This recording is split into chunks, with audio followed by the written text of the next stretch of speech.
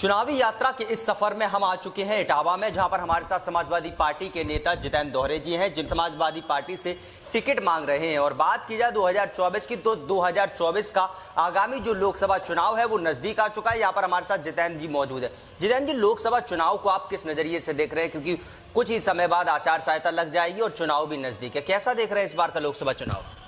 लोकसभा चुनाव अब की बार पीडीए सरकार, लोकसभा चुनाव अखिलेश यादव के लिए चुनाव होगा, लोकसभा चुनाव नेताजी के लिए चुनाव होगा। यहाँ जो बीजेपी ने भ्रष्टाचार, गरीबों का, युवाओं का, किसानों का जो हक छीना है, उस पर चुनाव होगा। अच्छा, लेकिन मोदी सरकार तो ये कह रही है कि हम गारंटी पर वोट मांग रहे हैं, उनके बैनर भी लगे हैं जगह जगह, कैसा देख रहे हैं? गारंटी तो उन्होंने अभी भी दी थी। जो 60 लाख युवाओं को ठगने का काम किया कि हम 60 लाख लोगों को नौकरी देंगे, पुलिस भर्ती उन्होंने खुद करवाई और एग्जाम नष्ट करा दी, पेपर लीक करवा दिया, तो क्या गारंटी बची? लेकिन मोदी सरकार का ये भी दावा है कि हम किसानों को फ्री अनाज दे रहे हैं और किसानों को 2000 रुपए भी दे रहे हैं। देखिए, अनाज का तो ये झूठ बोलते हैं। अनाज तो 70 साल से चला रहा है गरीबों के लिए। इन्होंने अनाज कोई अपने जेब से नहीं दे रहे हैं, ये तो अनाज गरीबों के लिए हमेशा से चला रहा है।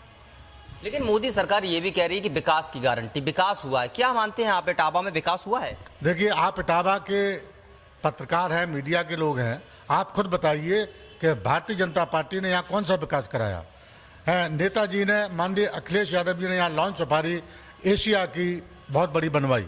यहाँ पे भारतीय जनता पार्टी के समय में बहुत सारे शेर मर चुके हैं, देख रेख नहीं कर पा रहे हैं, और वहाँ का 200-250 रुपये का टिकट कर दिया, तो ये कौन सा विकास करा? अच्छा जितेंद्र जी, आपने टिकट की बात करी, 200 रुपये का टिकट हो गया, पार्टियां लोग जो है वो कम पहुँच रहे हैं। क्या मानते हैं कि टिकट कम होना चाहिए था?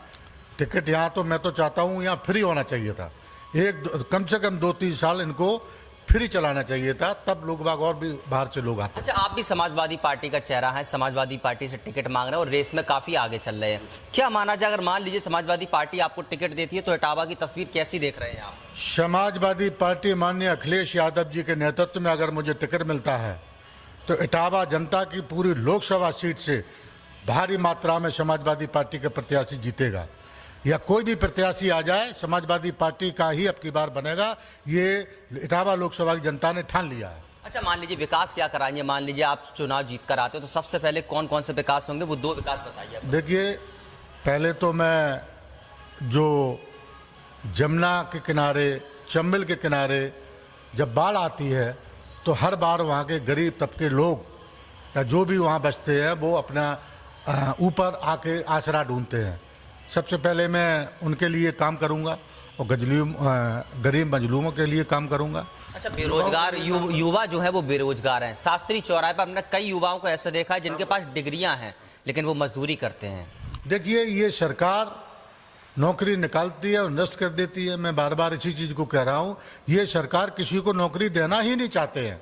ये सरकार पूरा देश को प्राइवेट करके ये हम लोगों को, सभी लोगों को, ये देश को ख़त्म करना चाहते हैं।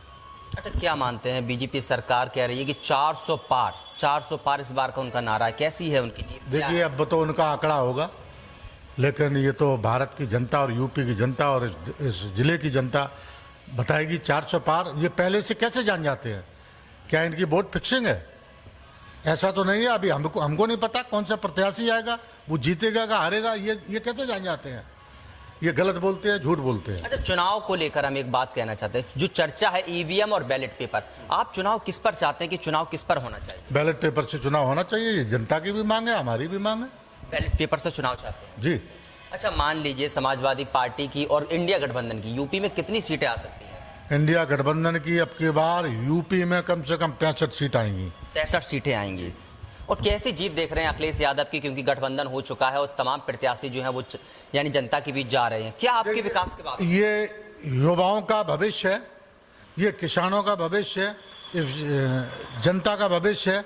इन्होंने लूटने का काम किया है, भ्रष्टाचारी काम किया है, इसलिए इटावा की जनता या यूपी की जनता, ये सब लोग ठान चुके हैं कि पीडीए की सरकार बनाएंगे और माननीय अखिलेश यादव जी को मजबूत बनाएंगे। आप मानते हैं कि बीजेपी सरकार में पीडीए का उल्लंघन हुआ है, उनको यानी परेशान किया जा रहा है, ऐसा कुछ? हाँ, ऐसा तो कहीं नहीं। समाजवादी पार्टी ने इसीलिए पीडीए बनाई है।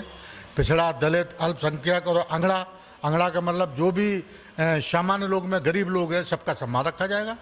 अच्छा नेताजी, हाल ही में सीएए एक कानून लागू हुआ है, इसको आप किस नजरिए से देख रहे हैं? सही है अब या वो गलत है? कौन सा कानून बनाते हैं, क्या करते हैं, आज बनाते हैं कल बिगाड़ देते हैं, मुझे तो भरोसा नहीं रहता भारतीय जनता पार्टी पर। अच्छा, क्या लगता है जो सीएए लागू हुआ है आर्टिकल 14 का उल्लंघन है क्या नहीं है? क्योंकि इसमें उल्लंघन है, उल्लंघन। उल्लंघन।